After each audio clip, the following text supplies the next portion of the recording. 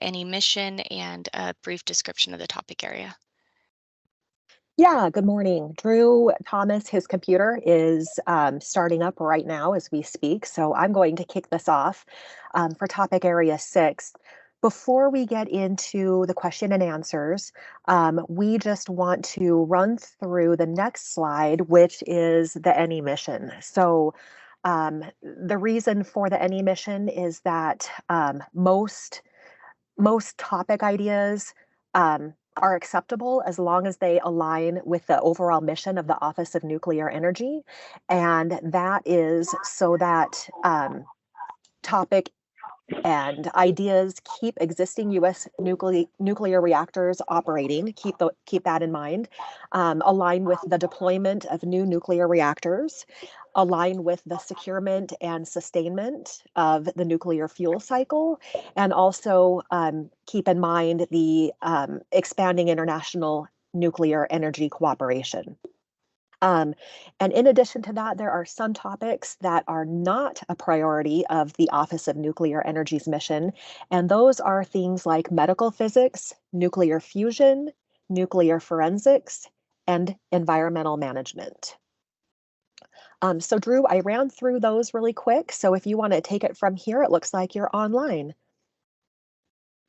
Thanks, Anna. Yeah, some Monday woes with trying to get my my computer started up. So welcome everybody. The Anna's run through the NE mission, and what we'll do for the rest of this session is we will turn the time over to our federal program managers who are involved in this area. And then what I want to kind of point out to everybody, as Anna pointed out, is applications should be related to this NE mission space. And the topic area will kind of give you some seed some ideas in this topic area 6 for the spent fuel waste science and integrated waste management systems.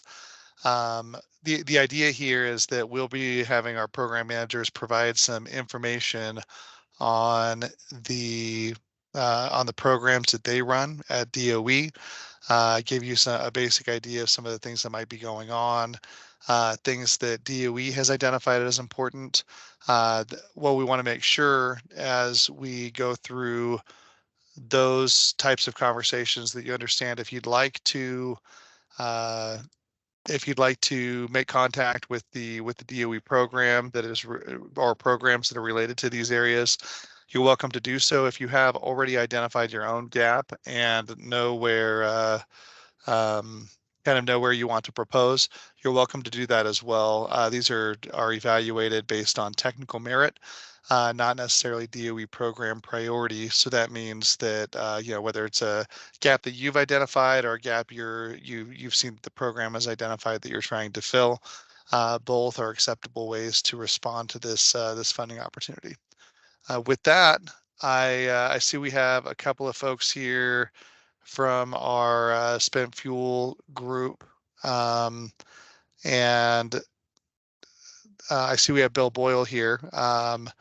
Bill, Bill is the office director for the spent fuel disposition group, and I wanted to open it up to Bill to provide any words and then hand it off to your program managers. Go ahead. I usually don't say anything at these meetings and just leave it to John Orchard, who's not here today. So I think it'll be Prasad. All right, sounds good. Thanks for being here, Bill. And didn't mean to put you on the spot. So Prasad, we'll turn the time over to you. Since we can't hear Prasad, I'll speak up this time. I think what I'm about to bring up, most people probably already know, but it doesn't hurt to say it again. Prasad and John and Tim and Ned and I, we're responsible for R&D related to storage, transportation, and disposal of spent fuel and high-level waste. So we like to stay within the guidelines provided to us by our management and the people that run these programs, and we look forward to participating again this year. Thanks, Bill. And Prasad, what I would recommend is If you leave the meeting and then come back in, I think that it might reset your mic system there. So, because we could hear you earlier. I know as I came in, I could hear you. So something's happened since then.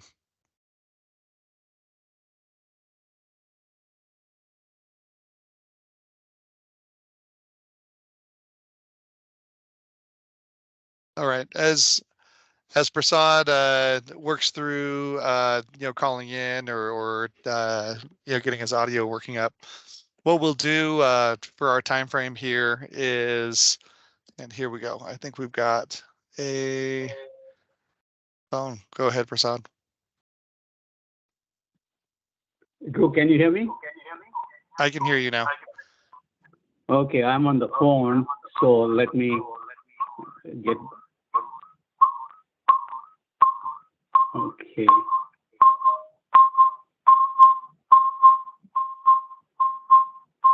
There's a feedback. Okay, let me see if I can work this. In the topic area 6. So Prasad, I think if you mute yourself on Okay. mute Can you hear the me audio now? that's coming. Yeah, we can hear you. Can- Go ahead. Okay.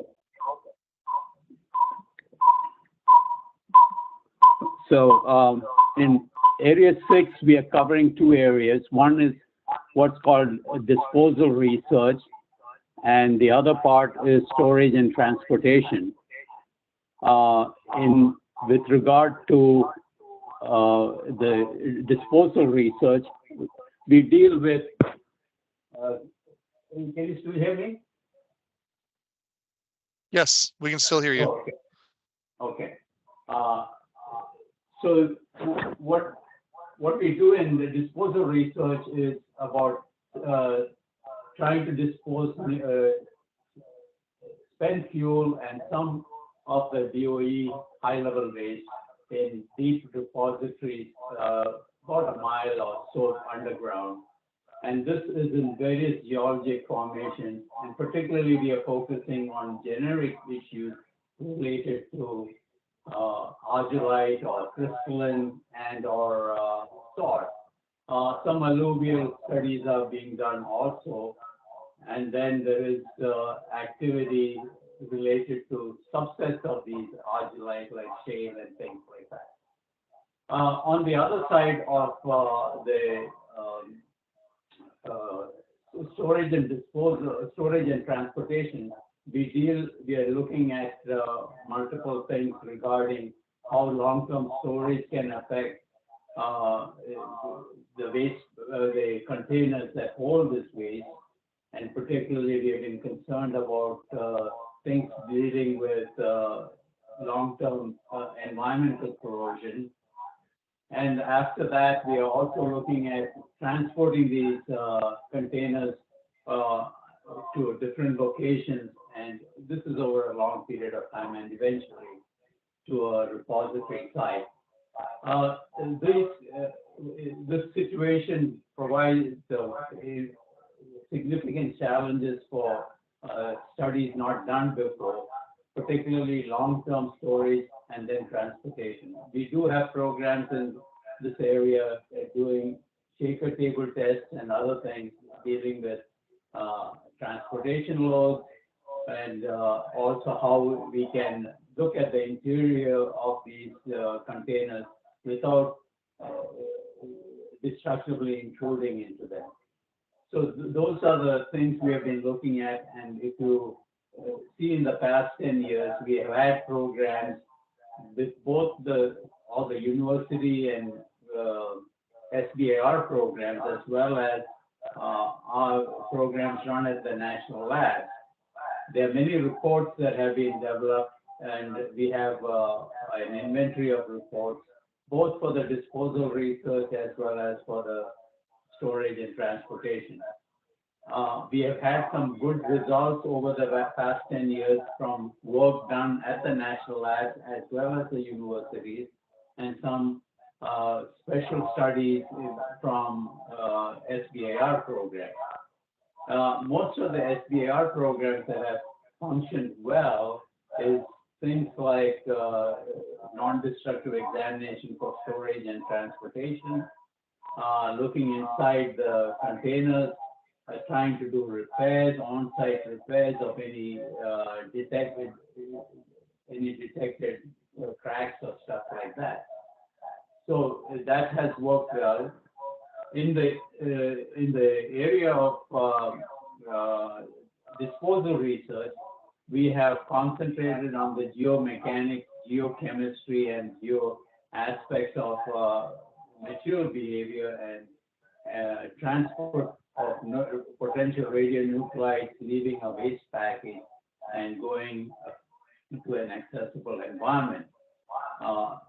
These are long-term issues. These issues deal with long-term half-life radionuclides, and the way it is constructed is that we have try to evaluate how long, for a million years, the dose to the accessible environment is controlled and under limits.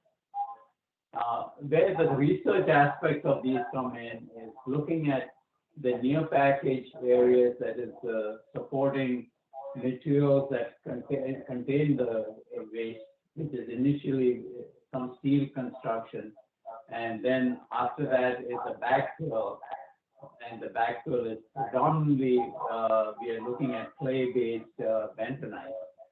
And from there, we look at the interface of the bentonite with the drift walls of where these things are put down, and see what the transportation issues are.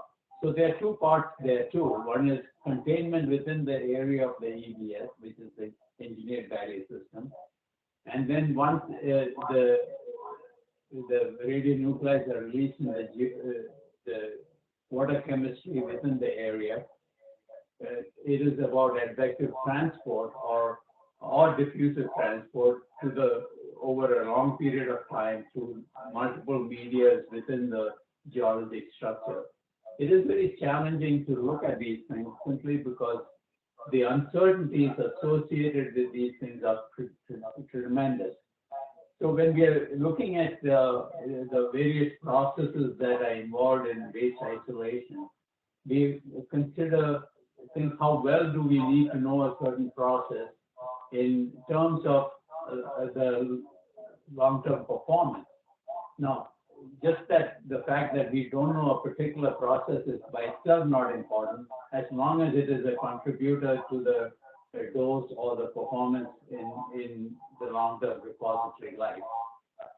So our work has looked at looking and understanding these various processes, these geoprocesses, the interaction of initially with the thermal conditions are high, and so you have these thermomechanical, hydrologic, and chemical interactions.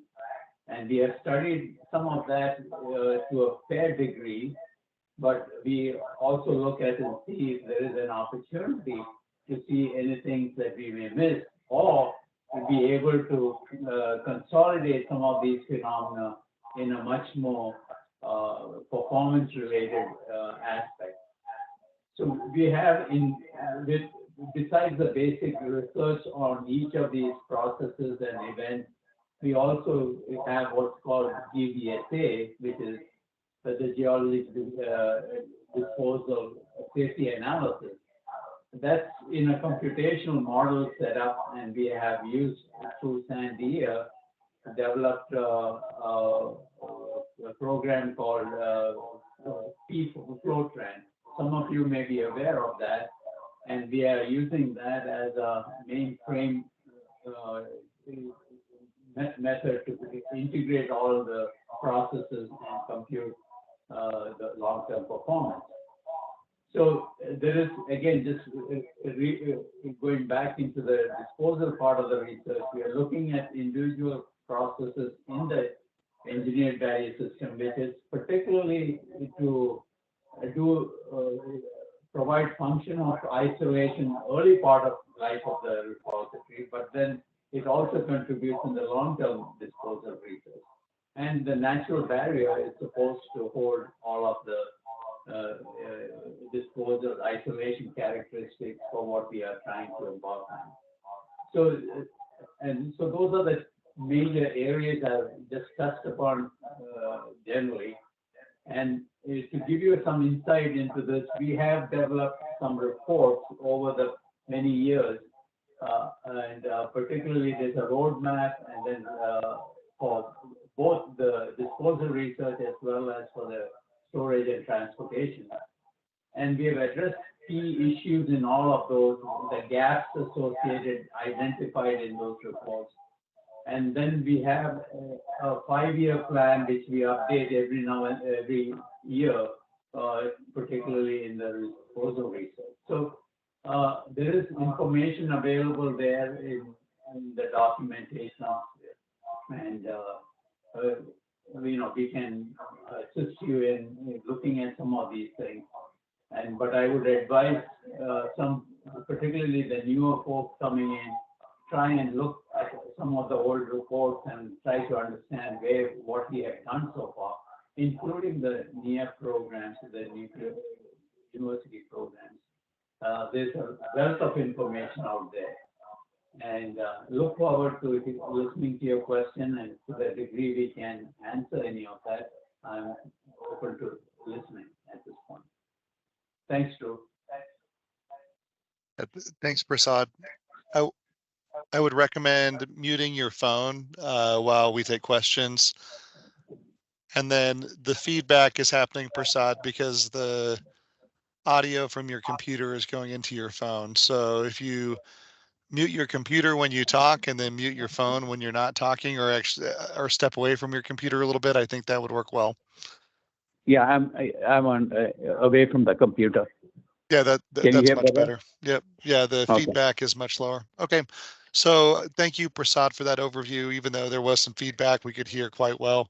So what we'll do at this point is, this is intended to be an informal question and answer session. And so what we'll do is, you have two options to ask questions. You can raise your hand and unmute yourself. When you do that, please do introduce yourself by name and what institution you represent. And then you could also put questions into the chat as well if you'd like to, and we'll have Prasad address those as we go. So I see that we have John. Go ahead to start things off. All right, thanks very much. Can you hear me okay? Sure. We can hear you well. Yeah, my name's John Popovich. I'm from the University of Illinois. And thanks very much, Prasad, for that. I'm particularly interested in developing non-destructive techniques to detect the stress corrosion cracking of canister wells. I saw that as a priority in the gap analysis document that was written by Teague. It's listed as priority 3. I don't know if the priority 1, 2, or 3 mean any levels, or they're just different, but I'm interested in that. And in particular, we have an idea to kind of better get at monitoring the development of stress corrosion cracking in wells in situ. But so that's the approach taking, but we can also do it for repair materials, so that after there is damage and there is repair process on that, for instance, cold spray repair. Is that of interest? Is the repair of particular interest and a high priority, or is just general monitoring of stress corrosion cracking of interest, or are these not of interest? Yeah, thanks. The short answer is there is interest in that area. The long answer would be that a lot of work has been done in this area. Particularly, there is work done on finding cracks and how to evaluate cracks if you find one. There's a bunch of life prediction type of things there. The corrosion initiation part of it has been a key area, because these are stainless steels, and then you have surface, pitting, and then how the pitting transforms into a crack. Those are important issues for us.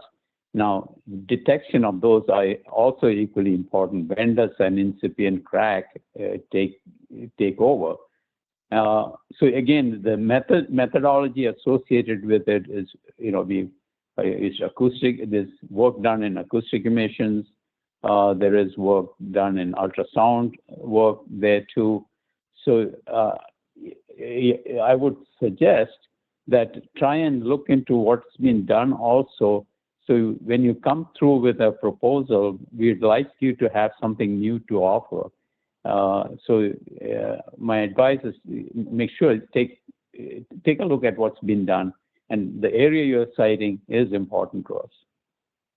Okay, thanks, Prasad. And then what about repair materials? Are they of particular interest, or is the straight canister? Is the straight canister more of interest? Yeah, we do want in situ repair opportunity too, because we cannot take it out. We can if we want to, but if there is a novel techniques of repairing, there is work done in laser peening and other things also being done. So that's why I urge you to look at it. Yes, repairs are important to us too. Great, thanks so much. You're welcome.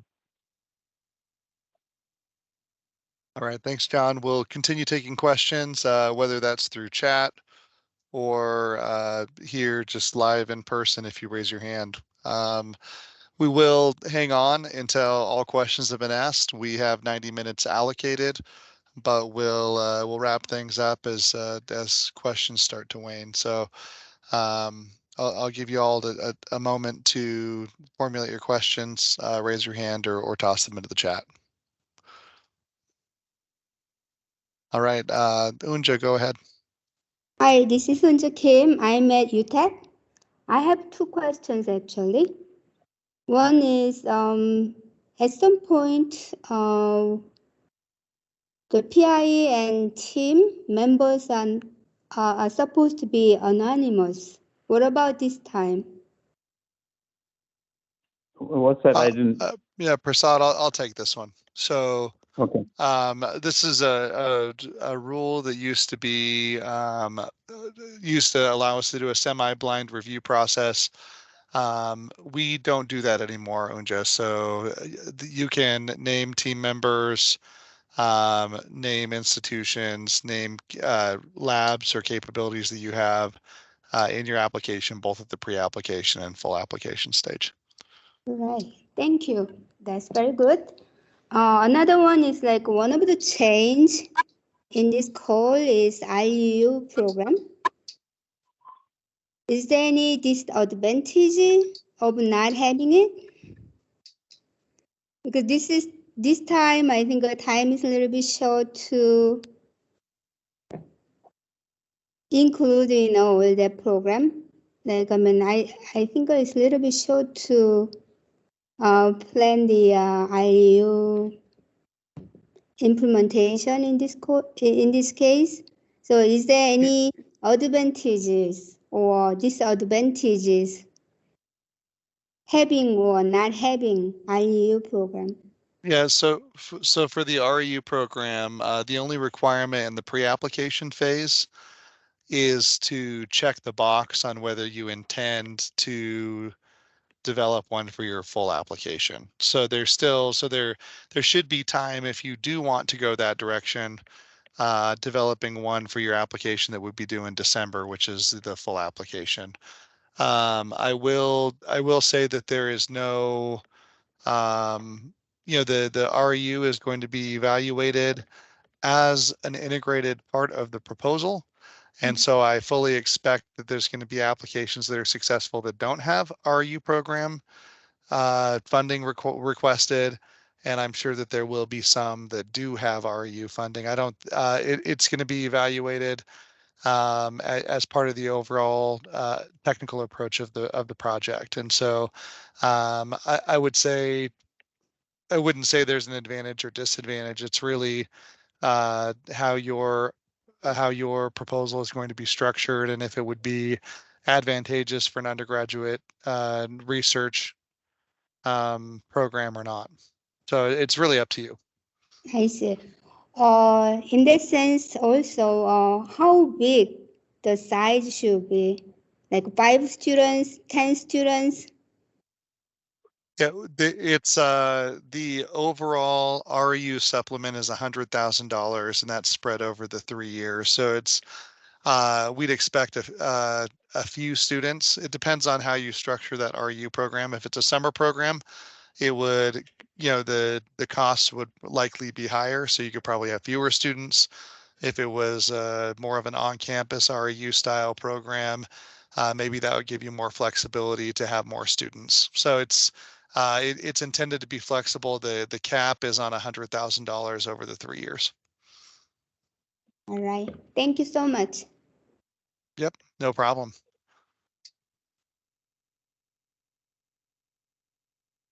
And I want to recognize that John Gilligan, our NUP Integration Office Director, is here. John, any advice or thought process on that REU space? Yeah, thanks, Drew. No, all I would say is that, based on all the workforce projections and numbers of projected workforce that people are talking about, there is a huge need for new students qualified at all levels, 2-year, 4-year, graduate level, et cetera. So that's the reason the REU possibility was put in here, was to stimulate the interest of undergraduates in the nuclear energy space at all levels and all technical areas. So it is there for a reason. Take advantage of it if you can, but at the same time, it is extra work, obviously. Yeah, thanks for that perspective, John. All right, we'll continue entertaining additional questions. Unja, any additional follow-on questions you have? I'm good. Thank you. Okay, thank you. We'll keep hanging on here for any additional questions you might have.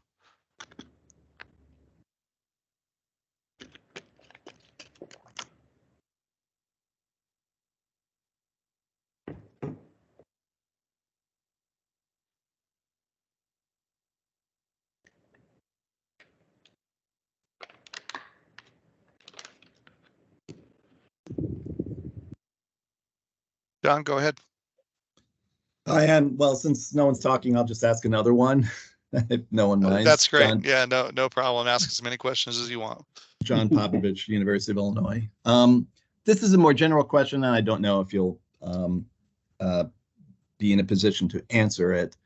But my understanding is that when you have a team that includes participation from a national lab, that's looked favorably upon. And then if you have a team that does not have membership from a national lab, that's perhaps viewed on as having a disadvantage. And I wanted to get your thoughts about that. Is my perception right? Is that something you can answer? And if you can't, I understand. Yeah, I'll take this one, Prasad. Okay. The short answer, John, is that what we encourage faculty to do is put together the right team for the scope that you're writing, regardless of if it's national lab, if it has if it has an industry partner or something else. What we'd like for you to do from a teaming standpoint is find either the right institutions or the right individuals to really provide unique experience or provide unique capability to the project. Those individuals or capabilities may be found at the national labs, but it's not required. So if you look back through through our past projects, there's a lot of national lab, the actual ones that were awarded, there's a lot of national lab participation, but there are still quite a few awards that are just faculty teams, faculty and graduate students, where there's 1 or 2 institutions with grad students doing really providing most of the legwork. That's what we expect from most of these projects. So from a more long-winded standpoint, I would just say that there's no advantage or disadvantage given in the review for a national laboratory or a national laboratory partnership.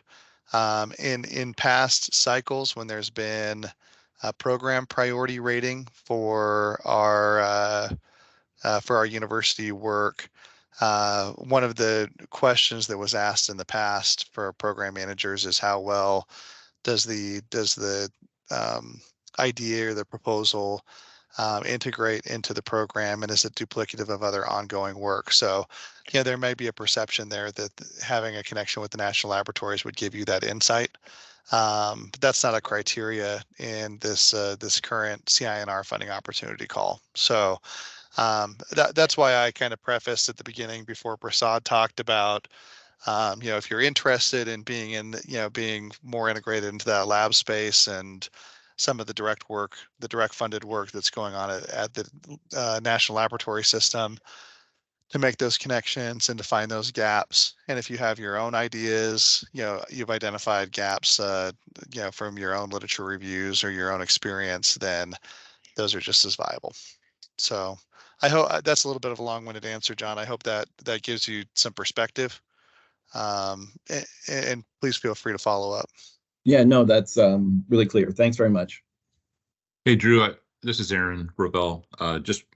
Just want to mention also that as you look through those projects, of course, collaborations and the right combination of team, like Drew explained, is very important in your success. But as you look through over the years, there's always examples too where an application from a single applicant has stood alone, right? So there's not anything.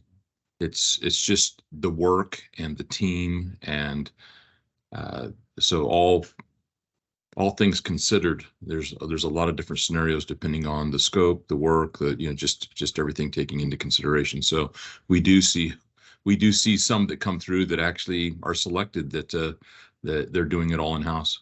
So and I'm sure you're familiar with that and have seen that, but that's just something else to mention. So Yeah, we've seen it all. Great. Thanks very much. I think I got a good picture now. Appreciate it. Yeah, thanks, Aaron. And didn't have a chance to introduce Aaron. Aaron's our DOE University and Competitive Program team lead. And good to have him here. Thank you, Aaron, for the perspective. Next question is, which type of stainless steel is important to study stress corrosion cracking and repair welding? Is it 304 or 316 or both? Prasad, I'll turn that one over to you. Yeah, it doesn't matter. 316, 304 is also as good. If you go look at some of the existing ones, mostly they are 304. Many of the things what we want to do with these containers is they're already in place, and so we are studying them. We're not creating a new material canister at this point. So it's mostly 304, most of them. So, and there may be some variations to that too.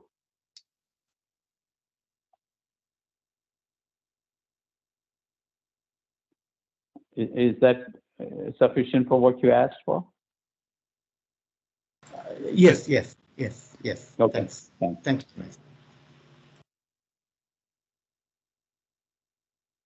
All right, we'll hang on for more questions. While you're formulating your questions, and before we do a last call for questions, I do want to mention a few things. First, for this topic area, as a reminder, pre-applications are due on July 26th, so just a little under 2 weeks here.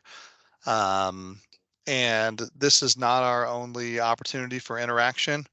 If you do have additional questions after this session ends on this topic area, or more generally about the CINR funding opportunity or other funding opportunities that are part of the Nuclear Energy University program, feel free to reach out to by email neup@inl.gov, and we will, my team here will direct your question in the appropriate direction, whether that's to a program manager for a response or to multiple program managers, or we may answer that question for you if it's more process oriented or about the funding opportunity. And so please feel free to stay in touch. The neup@inl.gov and the phone numbers that are listed in the funding opportunity are both opportunities and options for reaching out and getting more information, both about the topic areas,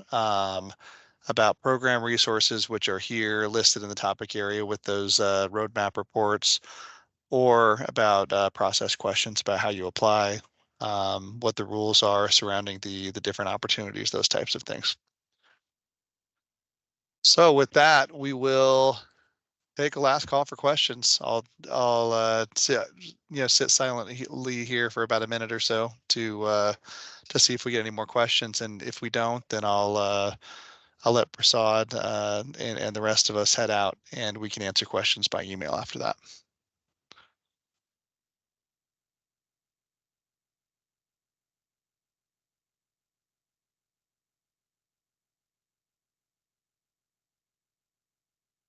Yeah, John, go ahead. Yeah, sorry, I feel like I'm dominating here. It's all good. No, this is the reason this exists. So go ahead. In the gap report by Teague that was posted for fuel storage, there were different priority numbers, priority 1, 2, 3, and 1. Do you know what that means? Is that like higher priority, priority 1, or just different priority?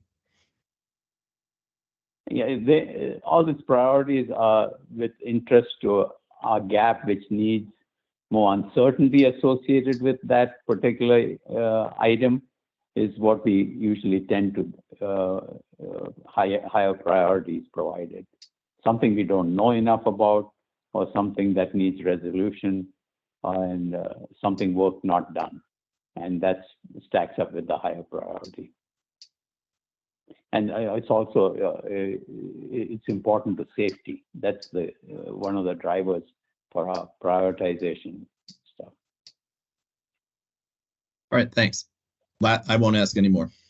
No, you're welcome to do it more. If you've got more questions, throw them at us. So, all right. Any other questions before we wrap up?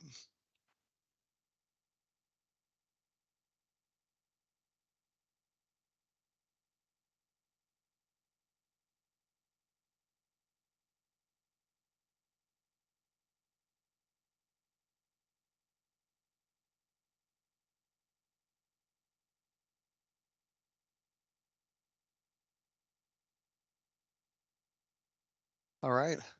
Hearing no other questions, like I said, reach out by email if you need to ask a direct question on the topic area or on the funding opportunity. Thank you all for spending the time, taking the opportunity. I especially want to thank Prasad and Bill, Tim, and Ned for being here and supporting. So with that, Prasad, thank you for your time, and happy proposing, everybody.